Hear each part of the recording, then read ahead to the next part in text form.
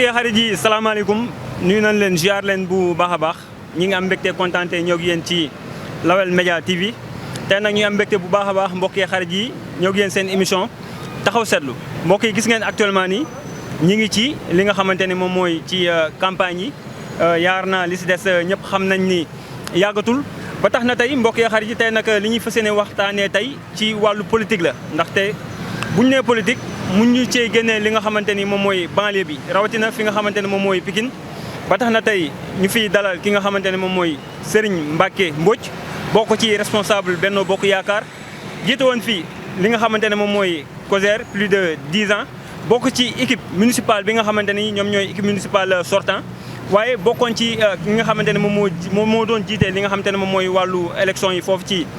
Benno Bokk Yaakaar ci Pikine Ouest ni ñuy def rek mbokk yi xarit yi mooy dañ koy bàyyi mu nuyoog internetu Lawel Média TV yi su ko defee ñu duuf waxtaan bi monsieur Mbodj maa ngi lay nuyu. maa ngi lay nuyu asalaamaaleykum di la fay di nuyu say collaborateur yi nekk Lawel TV di rafetlu it dalal bi ngeen ñu dalal maa ngi tudd comme ni nga ko waxee Serigne Mbacké Mbodj nekk responsable politique ci Pikine Ouest ci parti bu ñu naan Alliance pour la République dirigé comme ni nga ko waxee la COJER lu ëpp fukki at nekkit le chargé des élections bokk ci équipe municipale sortante di nuyu aussi auditeurs ak auditrices yëpp ñiy déglu di ñaan jàmm ci réew mi. merci beaucoup monsieur Mbodj mbokk yi xarit yi comme ni ngeen ko gisee rek tey ki nga xamante ne moom mooy monsieur Mbodj bokk ci Benno Bokk Yaakaar ci Pikine Ouest fa la bokk waaye monsieur Mbodj suñu ñëwee ci première question mooy. tey bañ jàngat nga ñu amal ci élection législative yi nga xamante ni actuellement ni yaa naa coow li bari na. surtout fi nga xamante ni yow fa nga dëkk muy Pikine Ouest. jërëjëf dinaa sa war a répondre sa question bi jamono yii. kenn ku si nekk xam na ne ci élection yi ñuy jëm élection yu metti la nar a doon rawatina ci banlieue bi nga xam ne foofu lañ dëkk mooy Pikine ñu bokkit ci njobootu président de la République li waral loolu nag mooy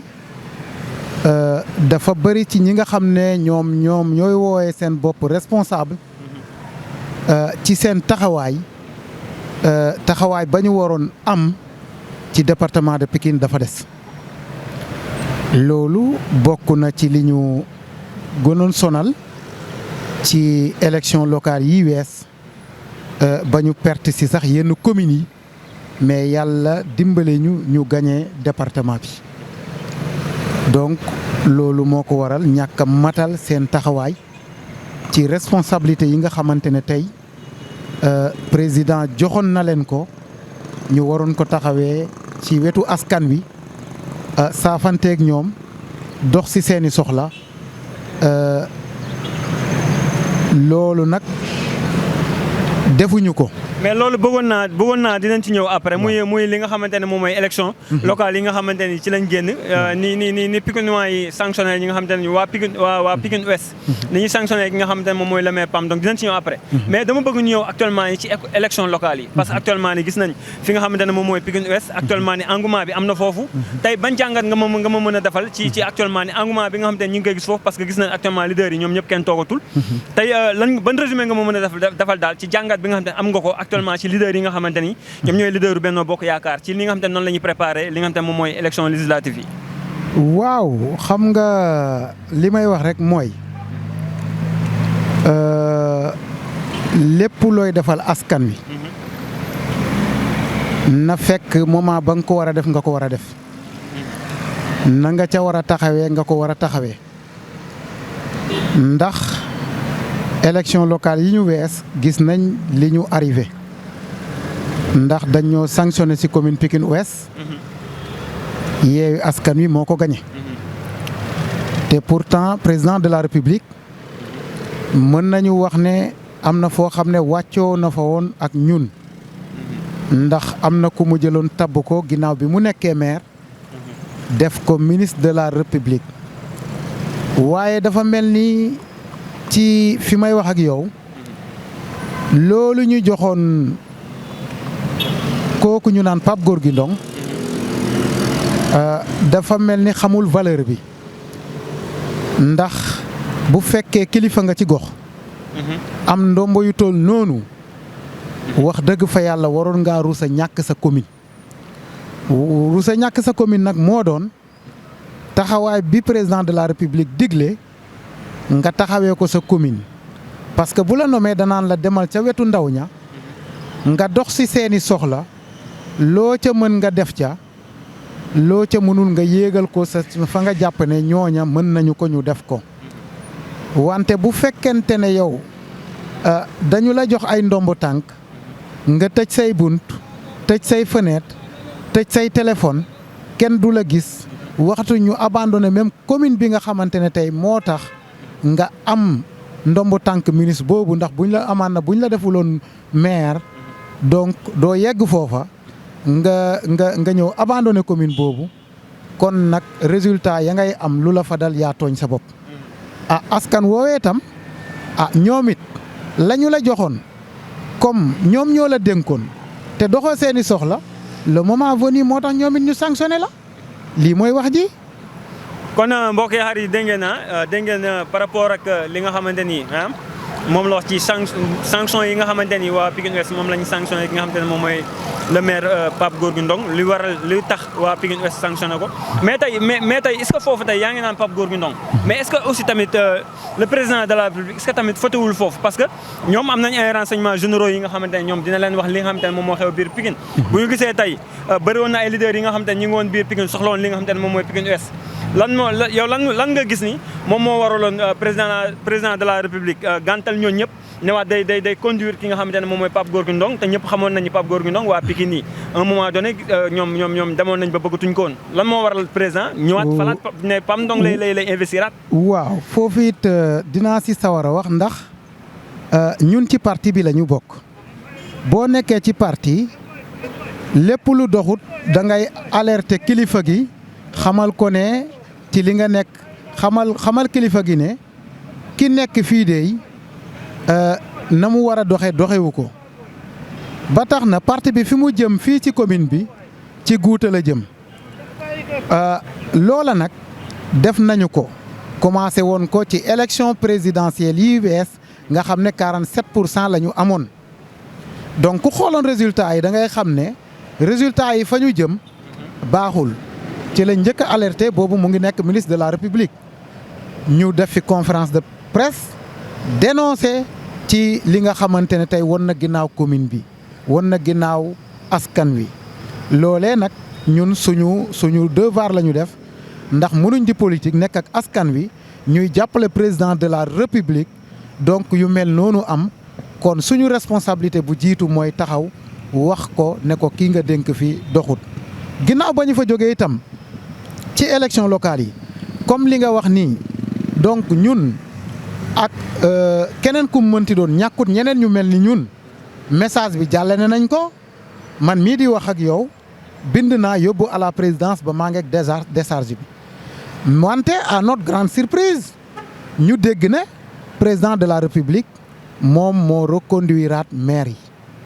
loola nag président mooy suñu chef de parti mooy kilifa gi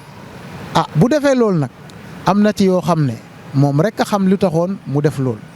mais li ma mën a wax mooy l'histoire nous avait donné raison parce que gis nga ci élection locale yi donc ndaw ñi dañ ko sanctionné ñu perte centre yëpp la ñu perte loolu pour wax la nekkuloon lu ñu waroon def mënoon nañ tànn keneen ndax am na ñu ko fa gën a xarañ am na ñu ko gën a taxaw am na ñu ko gën a jege askan wi. ñoo xam ne ñu ngi foofu mais foofu noonu Pape Ndong lañ sanctionné wala président de la République lañ sanctionné. waaw foofu damay leeral. du le président la ñu sanctionné. Pape Gorgui Ndong la ñu sanctionné boole ci kiñ naan Aïda Sougou ñoom ñooñu ñëpp lañ sanctionné mais li si jiitu si sanction bi nag mooy Pape Gorgui Ndong parce que dañ ne tout sauf Pape Gorgui Ndong ndax nag dama ne la mënoo ñëw tey sa commune kenn du la gis askan wi la dénk kenn du la gis kenn du la jot kenn mënta fugg sa bopp sa buntu nga ubbi ku ñëw sa kër sax mën ngaa ne sa biir ne nga ne ñu ne la nekku fi donc dama ne la askan woowu tey ñoom ñoo ko sanctionné ca lañ ko dénk seet keneen koo xam ne xëy na moom lañ jàpp ne moom moo leen doy ñu teg ko fa li mooy wax ji. mais tey en tant que responsable Benno Bokk Yaakaar tey boo may defal bilan. boo may defal bilan ci fi nga xamante ne fa nga bokk muy Pikine Ouest est-ce que tey du bilan Pape Gorgui Ndong la Pikinois yi sanctionné wala maa ngi la koy wax léegi wala président de la République mu lañ sanctionné parce que tey président de la République ak lu ñu mënti wax aussi moom moo fa teg ki nga xamante ne moom mooy Pape Gorgui Ndong. waaw damay gën a leeralal ndaw ñi bu dee ci bilan. man waxuma sax Pape Gorgui Ndong mais dama ne la ndaw ñi ndaw ñi bu ñuy wax sax ci bilan boobu noonu bilan président de la République laay ñëw ndaw ñi c'est clair Pape Gorgui Ndong la ñu sanctionné man mii di wax ak yow ci équipe municipale sortant bi laa bokkoon naa ci ñi nga xamante ne tey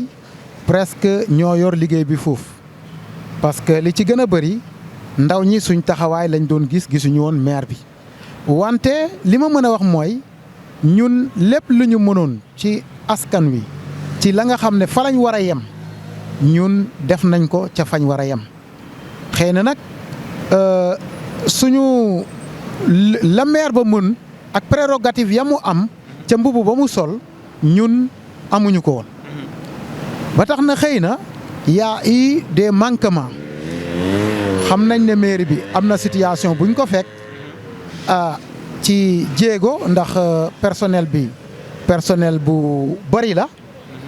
ñu amoon it masse salariale boo xamante ne diis na wante ci kaw loolu yëpp tam teewut am na loo xamante ne mooy li ma wax en tant que ministre de la République nga nekk ci nguur am na yoo xamante ne yow yaa ko war a uti comme say morom si say nawle ci yeneen commune ci ay partenariat ci yu bëree bëri nga xam ne tey war ngaa mën a def lu bëree bëri lu wees tey ci li nga xam ne moom moo fa nekk. mais yéen ñi nga xam te yéen a nekkoon ci équipe municipale boobu lan moo tax loolu daaw leen ko xelal moom comme yéen doon ngeen gis ni peut-être ñi nga xam te ñi ngi bokk Benno Bokk Yaakaar nekk ay maire comme moom dem wuti ay partenaires du ko investir seen ay communes lan moo tax yéen ñi bokkoon ci équipe municipale boobu daaw leen ko wax. xam nga tey bokk na ci booy xelal nit dafa fekk nga koy gis dafa fekk aussi mu lay déglu bu fekkee gis nga ko la nga war a waxtaan da nga ko waxtaan ak moom. bu jëf jotee itam bu jëful mënoo ci dara mais ñun si suñu devoir bu ñu toogee ci conseil municipal lépp loo xamante ne pour njëriñu askan wi la dañuy défendre intérêt njëriñu askan wi wax ca lañ ca war a wax.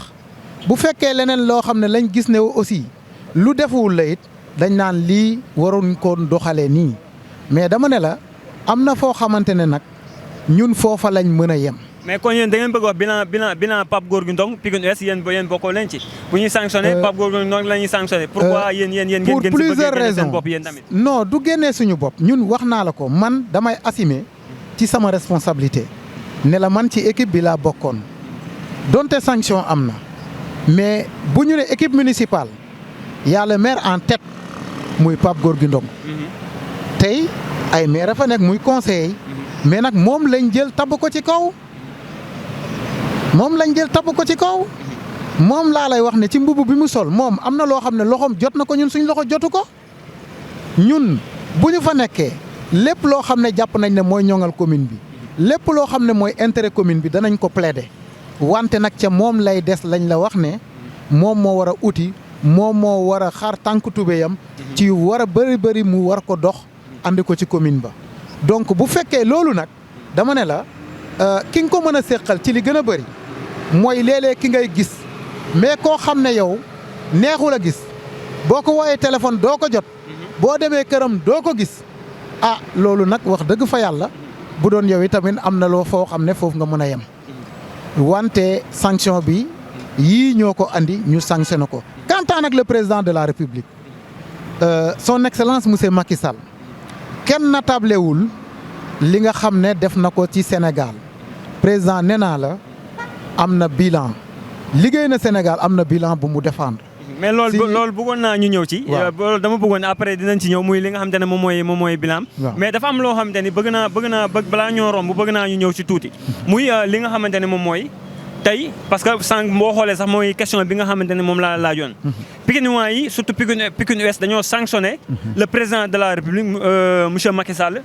sanctionné ki nga xamante ne moom mooy Pape Gorgui Ndong. actuellement ni gis nañ képp koo xamante ne responsable nga bokk fi nga xamante ne moom mooy Benno Bokk Yaakaar nekk ci Pikine Ouest jóg nga. actuellement nan ngeen songee li nga xamante ne moom mooy élection législative yi parce que boo ñàkkee war a ñëwaat am na noo war a jógee noo leen fas yéenee songee li nga xamante ne moom mooy élection yi. waaw élection yi dañuy xam ne président de la République moo soxla. di tàllal loxo ndaw ñi ñëpp te xam ne am na lu fi jaaroon wante di leen wax rek ne loolu ñu defoon ci sanction boobu xam nañ ne Pape Gorgui Ndong la ñu sanctionné te ñun ñii nekk fi responsable ci gox bi ñun bàyyiwuñ ndaw ñooñu nañu xam ne ñun ak ñoom ñoo dëkk nañu xam ne am nañ ñu leen défendre si beaucoup de choses ba tax na bi ñu gisee ne Pape Gorgui Ndong na mu waroon taxaweewu ko ñun dañoo jël suñu responsabilité pour taxawal askan wi dañoo plaider si wetu président de la République que wone ne taxawaayam des na matalewul kon nag segam loolu ñun ñu ngi ko doon def ba moment bi président soxla maa ngi leen di wax ne seen message yegg na ca président de la République wante yéen itamit ngeen xam ne moom moo soxla te def na lu bëri ci Sénégal bu ñu sañoon nag élection législative yi ñu jëm responsable APR yi nga xam ne ñoo nekk ci Pikine Ouest xam nañ ne ci wàllu dajale nit ñi ci li ñu naan bennoo bi ci wàllu jàppalante ci wàllu solidarité ci biir responsable yi nañu waroon doxalee wuñ ko. Il y a eu beaucoup de problèmes dans le parti wante ñun seen yooyu ñu def ñu lu ñëw ñu yemale ko seen bopp seen intérêt personnel la responsable yi ci commune bi jiital wante nag ñun li ñu ñor mooy président de la République. mais yow ñu am loo xamante ni gisoon nañ ko mooy demoon nga ba ngeen doon taxawal li nga xamante ne moom mooy collectif non à la liste Benno Bokk Yaakaar nga demaat ba ci biir delluwaat ci ginnaaw lan moo waral nga dem ba ci biir delluwaat ci ginnaaw. waaw. xam nga bi ñu jëm élection ñu jóge ci sanction yi ñu ñëwaat ñu def choix ci liste Benno Bokk Yaakaar fii ci commune fii ci département de Pikine ñu amoon taxawaay boo xam ne dañu ne woon dañuy banque suñu loxo dañoo mës a wax ne ñun ci parti bi lañ ne ci parti bi la ñuy des waaye nag li ñu d'accorduloon mooy ci choix investiture yi nga xam ne defoon nañ ko ci département de Pikine. pourquoi d'accord leen ci choix yi. ndax nag dañu gis ne ci choix yooyu am na ci ñoo xam ne tey dama jàpp ne kenn ku ci ne xam nga ne jegewuñu woon askan wi naam mënuñoo wax ne lépp baaxul. mais kan lañ choisir kan la président choisir te gisoon nga ni ñoom jegewuñu woon ñi nga xam te ne ñooy askan wi. wax naa ko waxaat ko dama ne lu mel nii Pape Sagna Mbaye kenn du ko gis élection ba élection lañ koy gis lu mel ni Aïda Sougou kenn du ko gis ñoo bokk parti amulul kenn benn njëriñ élection ba nga xam parce que ki nga xam ne tey bi ñuy dem élection présidentielle ñoog Pape Gorgui Ndong doo leen gis ci terrain bi ndaw ñi ñoo fa nekkoon ak femmes yi proximité presque defuñ ko au moment où bu nit ñi di def proximité ci élection yi Aïda Sougou tànni biir la organiser kon bu fekkee ci biir ci naaj bi ñu ngi wàcc di liggéey ci naaj bi ker gi bu ñëwee décret jot ñu jox ko ña nga xamante ne tey ñu ngi woon fee si ker ga toog loolu moo jaaduwul ñii muyee la mayoo ñu zappe leen loolu lañ ne duñ ci d'accord looloo taxoon ñu def sortie boobu nag c'était pour alerter le président de la République ci choix yi nga xamante ne tey defoon nañ ko plus particulièrement dans la commune de Pikine Ouest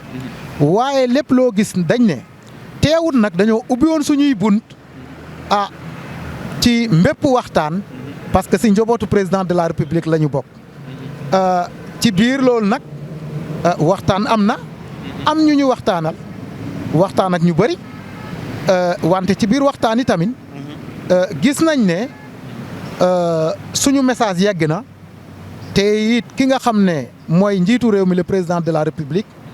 loolu ñu ko wax te xam ne askanu Pikine yàgg nañ ko gunge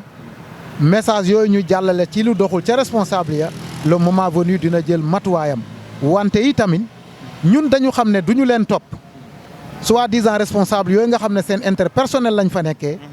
lépp lu ñëw war a dem ci askan wi si seen bopp lañ ko yemale ñun duñu leen topp li ñu ñor mooy président de la république ak Sénégal ndax intérêt parti bi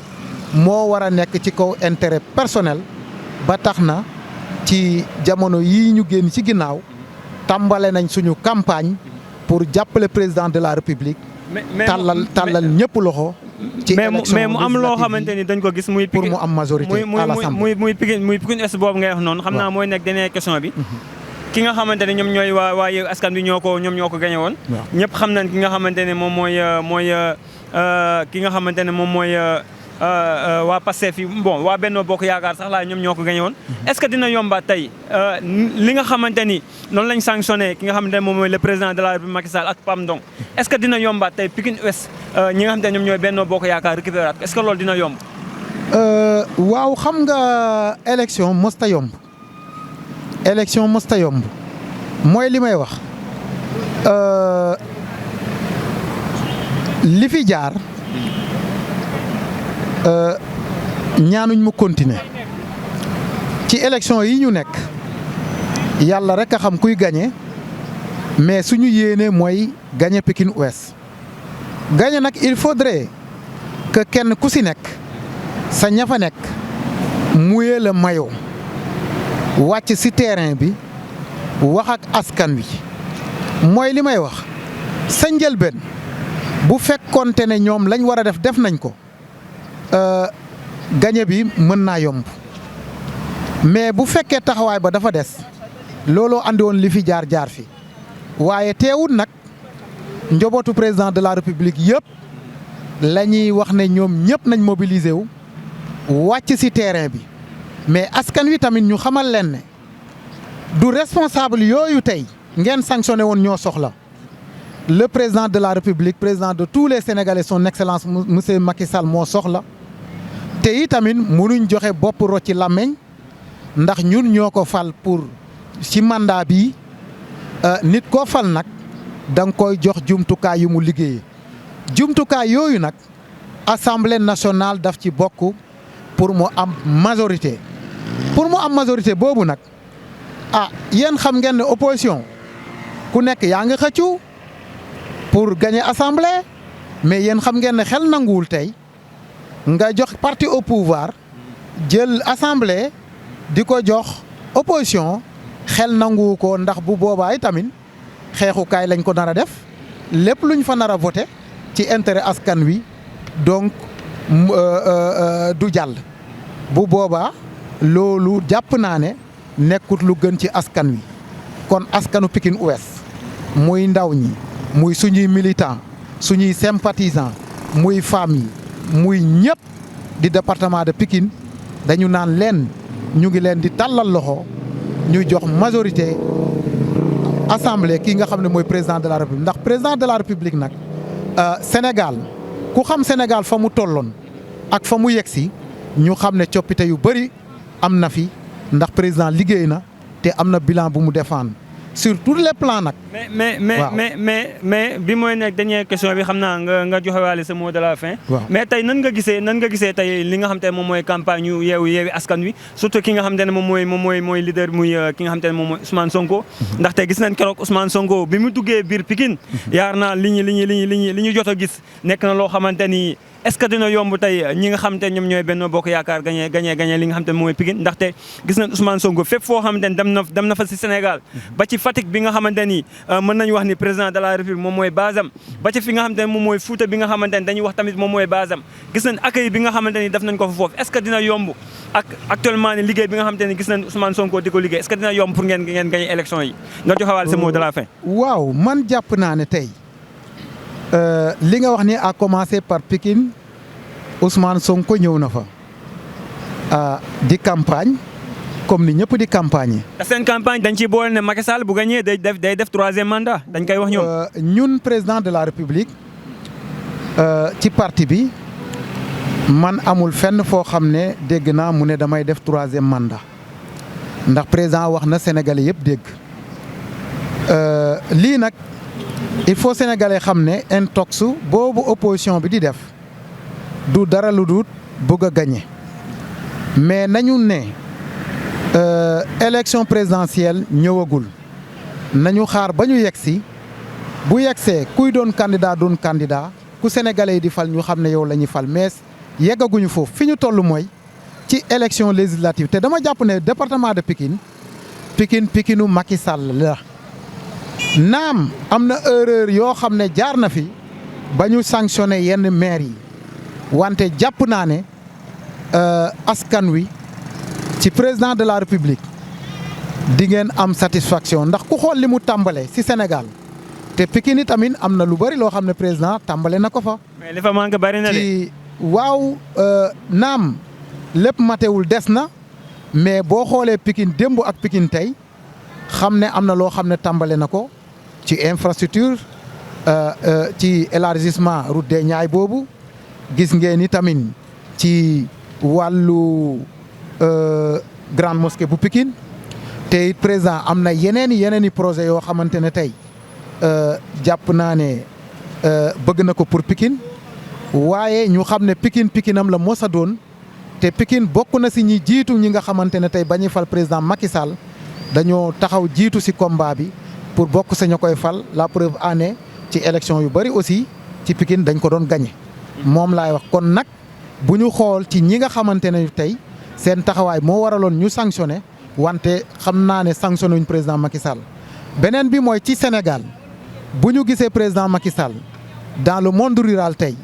boo ko jëlee nga sillonné les 4 points cardinaux ci Sénégal da nga xam ne changement yu bëri am na ci goxaat yi ndax au fond du Sénégal tey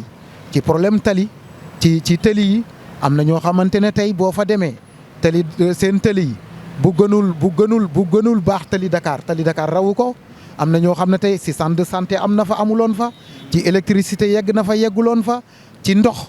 donc ci ay centre de santé ci lu bëree bëri président Macky Sall tey fi mu yóbbu Sénégal man gëm naa ne tey ci assemblée bii ñu jëm